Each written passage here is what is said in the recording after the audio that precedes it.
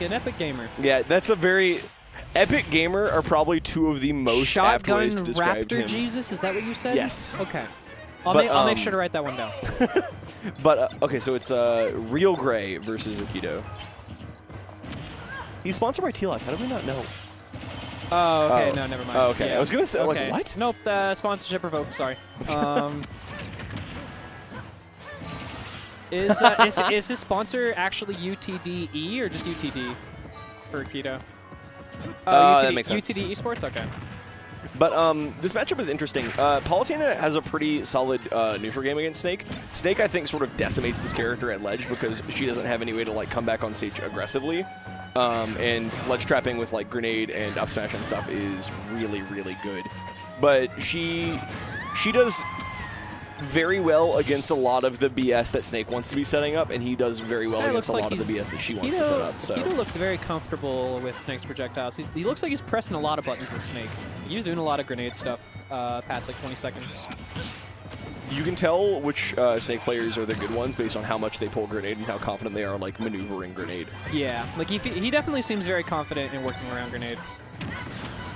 It doesn't feel like how some youngling players will play around bomb where they just pull it and just like throw it and they're like, ah, here's a projectile. Like he actually looks like he's using it in ways that he knows will work or give him some kind of positional advantage. Yeah, definitely. Oh, wow, like either you take the hit or you have the shield here so you let me approach, or you know, blah blah blah. It covers this part of the stage, and I know when exactly it's going to activate. So an important thing about Snake that I actually learned very recently is that his grenades like self-damage hitbox is actually smaller than the actual proper hitbox. The friendly fire part of it is smaller than the one that would damage an opponent. Huh. That's interesting. Yeah, it means that Snake can be a lot more aggressive with his projectiles than the size of the explosion radius would suggest, which is interesting. That's kind of suspect. Yeah, it's... Yeah. See, he just knows how to dodge the shrapnel. What was that Nickelodeon game show with like the hole? It's just called Hole in the Wall, but he has like the hole in the wall poses to like avoid the shrapnel whenever they come at him. Yeah, I don't know what you're talking about. That's fine. One person in chat knows and is like really happy I made that reference. I'm surprised they went to PS2, considering he plays Snake. Yeah, PS2 is a very big stage. PS2 is like Snake's best stage. Low ceiling for C4, grenade, and up tilt kills. Long stage for him to have plenty of room to set up on. What stages would you have tried to go to? When Akito and I played, our game one was Smashville. Okay. I can see Smashville being pretty good. Oh. Wow. Yeah, I banned PS2 and FD, and he banned Lilat and Battlefield. That makes sense.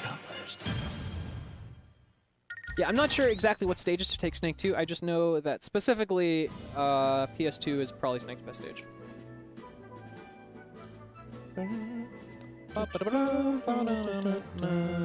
Snake has a beard. That's true. Snake does have a beard. But he doesn't have a butt.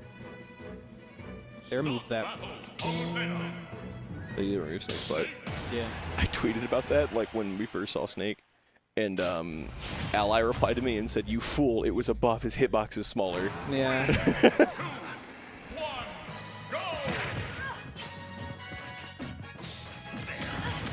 But at what cost? I see. He has good recognition there. He knew the grenade would immediately blow up and shielded when he was holding. Yeah.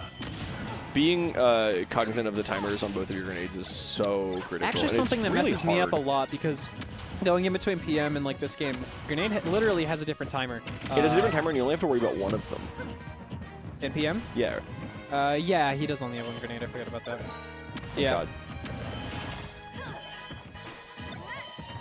I want to see realgray up air Snake near the top blast zone, and then have the grenade explode, and then kill Snake.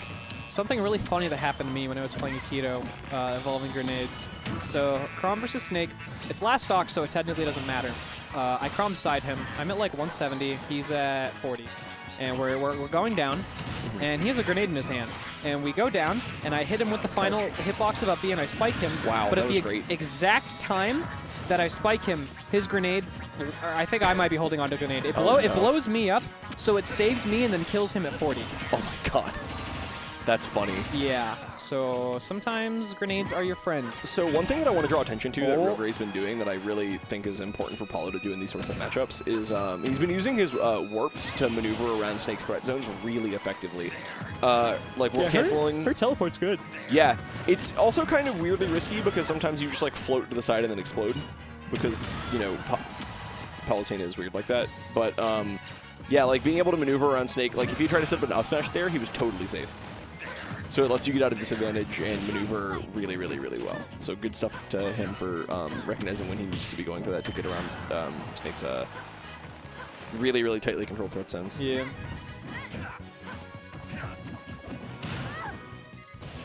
That forward throw looks so much cooler than it was in Brawl and PM. Yeah. Definitely feels like they went back through some of the old movesets and like gave more love to some characters. Definitely. Yeah. Snake's animations are really good. Yeah, there's not as many anime. Oh, that was really clever. I think the shield poked him. Either that or he must have jumped. I think it was a jump out of shield, actually. Yeah, maybe. Oh, oops. Yeah, that? No, not quite. Okay. Didn't I heard have it any there, so I figured it didn't kill. I just saw the up air connect to 150, and I was like, this move should kill, but it didn't. God, back air is so good. Back air is super good. Palutena's dash attack and her back air, even in Smash 4, they were like some of, if not her best moves, other than like, I guess, jab and down throw fair. Yeah. Ooh. You're getting caught on more of your landings. Hate to see that grab miss. See, this is the really, really tricky part for Palutena is maneuvering around all of those explosions that he's just setting up at ledge to trap her. Oh, badly timed counter too. Oh! Wow, that was smart. Honestly, he was actually platform canceling off of that that specific platform a decent bit, so I wouldn't be surprised if Akito specifically put that C4 there to be like, next time you do that, bye.